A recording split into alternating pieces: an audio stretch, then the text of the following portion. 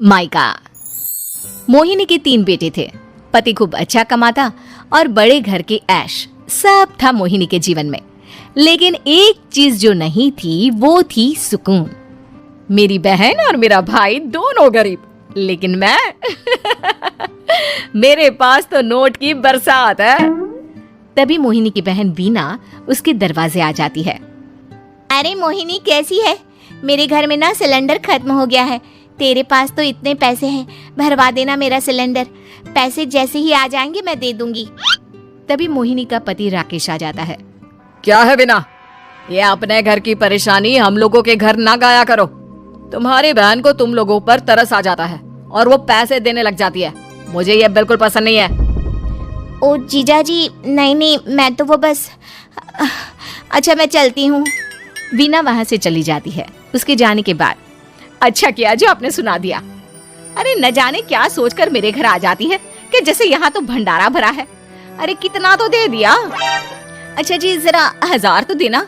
वो बिन्नी दीदी है ना, उनके घर जा रही हूँ। उनका पोता हुआ है तो मुंह दिखाई दे दूंगी। हाँ, उन लोगों के आगे तो शो ऑफ किया करो। वो खुद को बड़ा अमीर शो करते हैं ना, दिखा दे कि तू भी किसी से कम नहीं है।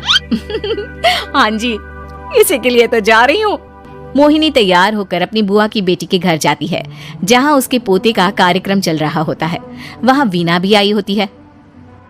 अरे वीना, क्या जरूरत थी यहाँ आने की? तेरे घर पर गैस नहीं है तो वो भरा लेती। क्या करूँ मोहिनी, बुआ को बुरा लग जाता नहीं जाती तो। वैसे मेरे पास एक जोड़ा बच्चे का कपड़ा रखा था, वही अपनी चांदी के पायल के साथ देने जा रही हूँ।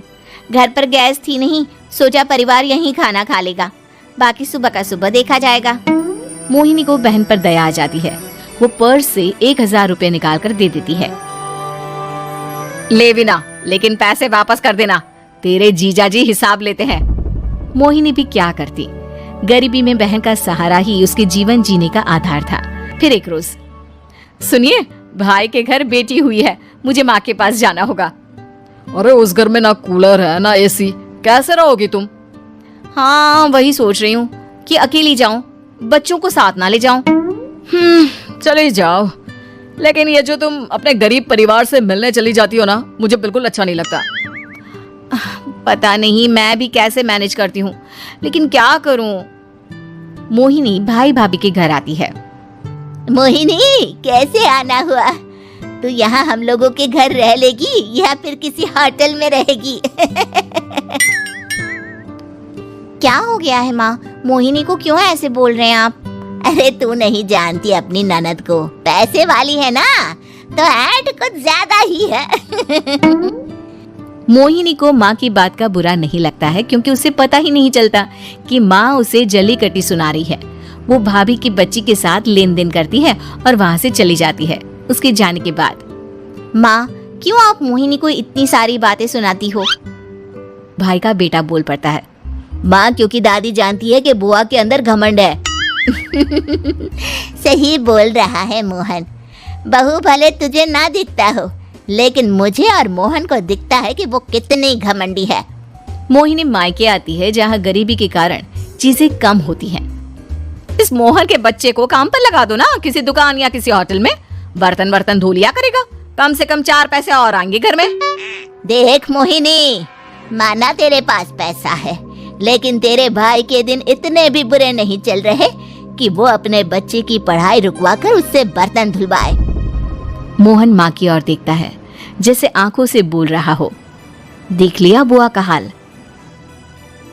हाँ मोहिनी, बात तो सही है, लेकिन अभी मोहन को पढ़ना है। आखिर तुम भी तो अपने दोनों बेटों को पढ़ा रही हो ना। मेरे बेटों से कैसे कंपेयर कर सकती हैं आप? अरे वो तो कलेक्टर बनेंगे। हाँ, कल को वो मोहन को नौकरी में रख लेंगे, क्यों? मोहिनी कुछ दिन और रहकर चली जाती है।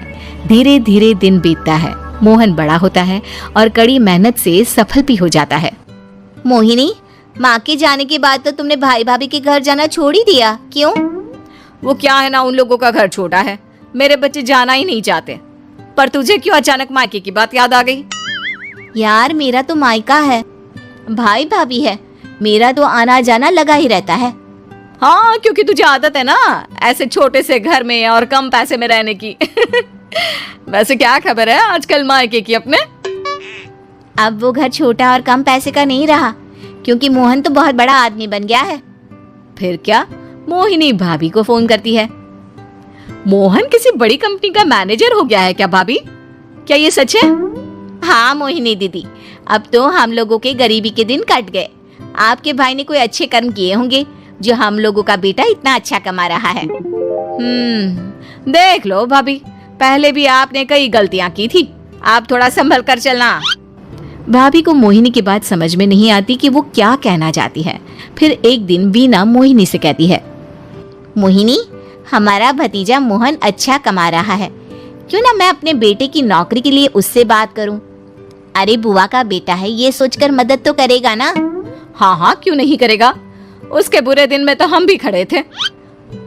मोहन को वीना फोन करती है और अपने बेटे की मदद करने की बात करती है। हाँ हाँ बुआ क्यों नहीं, आप सिद्धार्थ को भेज दें, मैं अपनी ही कंपनी में उसकी नौकरी करवा देता हूँ। दिन बीतते हैं, अब वीना के हालात भी अच्छे हो जाते हैं।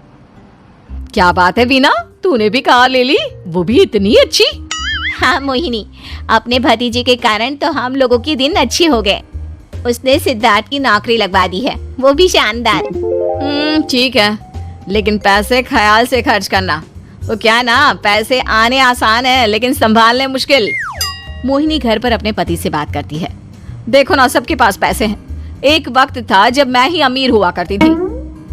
लगता है कि ज्यादा दिन नहीं रह पाओगी, मेरी नौकरी को कुछ साल ही बचे हैं और तुम्हारे दोनों लड़के निकम्मे हैं। उन लोगों को बोलो ना कि नौकरी करें।